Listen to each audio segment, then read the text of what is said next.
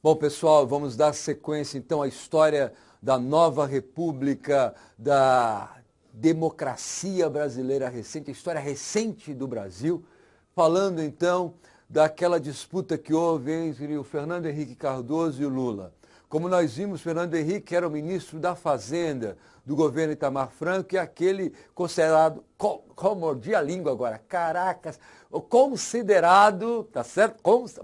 Considerado o pai do Plano Real. Veja, naquele clima então de satisfação generalizada por conta da estabilidade econômica, ficava muito difícil o Lula emplacar o seu projeto, a sua proposta de mudança na sociedade, de distribuição de renda. Muitos falavam, olha, mas já está acontecendo, as pessoas estão consumindo, melhorou o padrão de vida. Então, a opção era Fernando Henrique Cardoso. Veja, houve uma disputa entre os dois e a vitória coube a Fernando Henrique. Então, o quadro da vitória de Fernando Henrique é esse quadro de estabilidade econômica, tá certo? Bom, mas era importante, vamos entender, que o governo tivesse dinheiro em caixa, fundamental, reservas, para manter aquela política de paridade entre o real e o dólar. Então, Fernando Henrique Cardoso vai ser aquele presidente que vai desenvolver uma política que talvez, pelo discurso do Collor, neoliberal, fosse a realização do Collor, mas Collor não fez isso, foi Fernando Henrique que fez. O quê? Bom, vamos diminuir o tamanho do Estado na economia. Como é que a gente vai diminuir a participação do Estado na economia e a gente vai conseguir recursos para manter a política econômica? Ora, não existe um monte de estatal? O que a gente tem que fazer? A gente tem que desestatizar. Veja, a palavra não era privatizar. Os opositores falavam, é a privatização de empresas que são patrimônio do país. As empresas estão sendo vendidas em leilões por preços irrisórios. Mas veja, a política do Fernando Henrique era, nós precisamos fazer um ajuste fiscal. A gente precisa fazer um controle dos gastos para manter a política econômica. A gente precisa de recursos, a gente precisa de caixa. Não só para manter o real com paridade no dólar, mas também para a política de investimentos. Então, fundamental é se desfazer dessas empresas. Então, quando nós falamos, vamos dar uma olhadinha aqui, ó, Fernando Henrique Cardoso, nós temos dois momentos.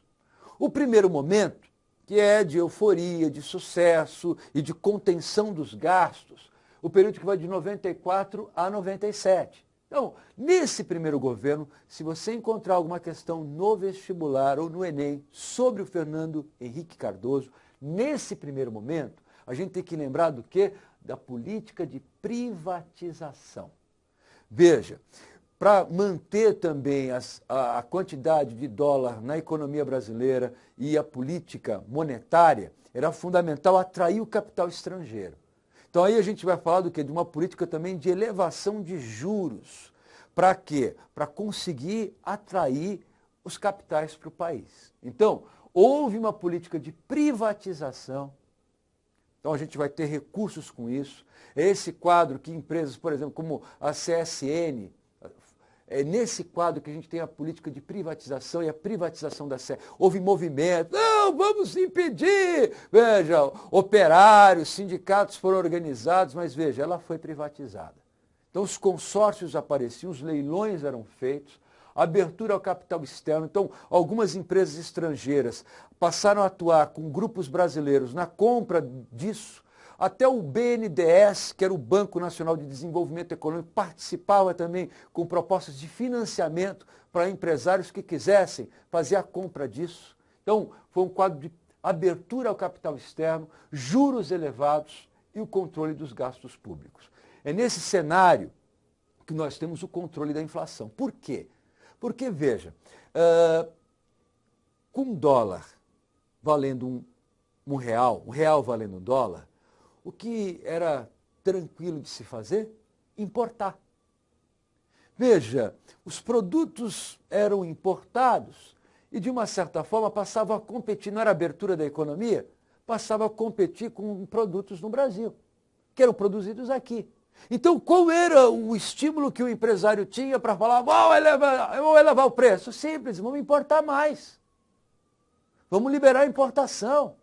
É nesse quadro que a gente também tem as orquestrações em torno do Mercosul.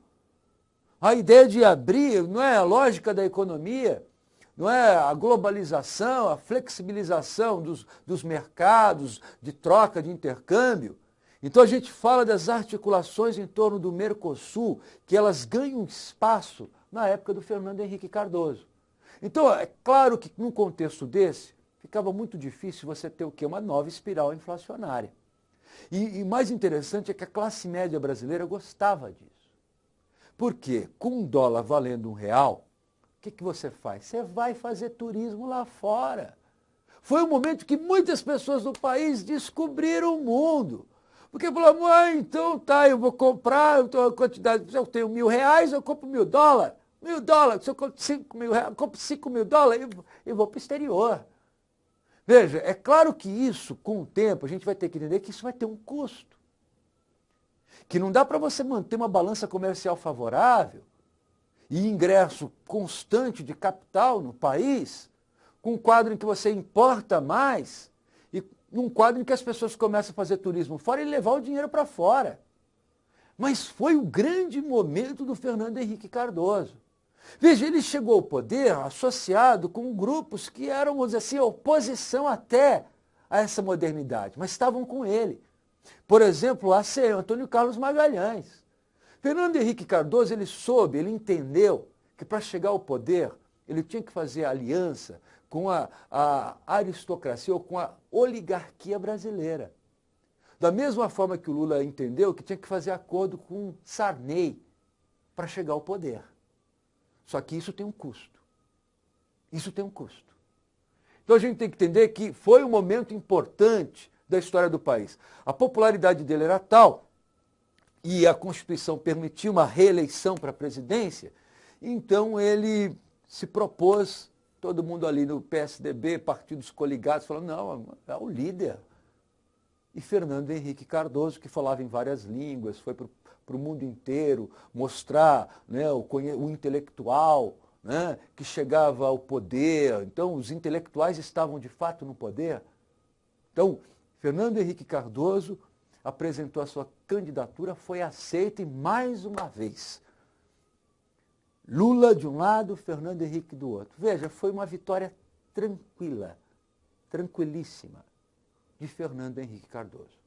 Mais uma vez, o projeto do PT, o projeto do Lula, tinha que aguardar o momento mais propício. É isso que a gente talvez esteja entendendo nas eleições, tá certo? De 2014. Uma grande movimentação aí. Nesse momento, o PT reconheceu a derrota, Lula reconheceu a derrota. Só que os desafios se tornavam enormes no segundo governo do Fernando Henrique Cardoso. Vamos dar uma olhadinha aqui no próximo slide? Então, quando nós falamos disso, é claro que com certos partidos políticos, que são partidos, vamos dizer assim, que eles precisam ser acariciados com pastas, com recursos, o Estado passou a gastar cada vez mais. E logo depois da eleição, lembra do Sarney com o Plano Cruzado? Depois das eleições que garantiram o quê? Aquela constituinte com o PMDB, né? E o PFL, a maioria daquela constituinte estava nos dois partidos, o Plano Cruzado desapareceu, Plano Real passou por um reajuste depois, nesse segundo governo do Fernando Henrique Cardoso. Para a gente ter uma ideia da dramaticidade que houve nisso, por exemplo, como havia uma paridade entre o dólar e o real, tinha, por exemplo, financiamento de automóvel que você podia optar. Você podia fazer em moeda nacional ou em dólar. É a mesma coisa, né? Então faz em dólar. Tinha até um custo menor. E muitos então começaram a comprar carro financiado, mas tinha que pagar a prestação, só que a conversão era feita de dólar para real, na hora de pagar. O que aconteceu no segundo governo do FH? não dava para manter aquela paridade por muito mais tempo. Então, o real foi desvalorizado em relação ao dólar. E o resultado disso, muita gente teve que entregar o seu carro porque não conseguia pagar, tá certo? O Brasil aumentou o seu endividamento junto aqui ao Fundo Monetário Internacional. Para muitos, o que acontecia no país era o quê? Uma forte concentração de renda. E nesse quadro, a proposta de Luiz Inácio Lula da Silva parecia ser uma proposta agora, vamos dizer assim, factível. É nesse quadro já de descontentamento em relação ao governo do Fernando Henrique Cardoso que nós temos as eleições. Fernando Henrique não podia se reeleger, apoiou José Serra. E José Serra foi para o segundo turno com Lula, mas a vitória coube ao Lula. Então muitos comemoravam a chegada desde 1989 que Lula tentava chegar à presidência da República. 2002, Lula conseguia chegar ao Palácio do Planalto. Era uma nova história do Brasil, a história do PT no poder.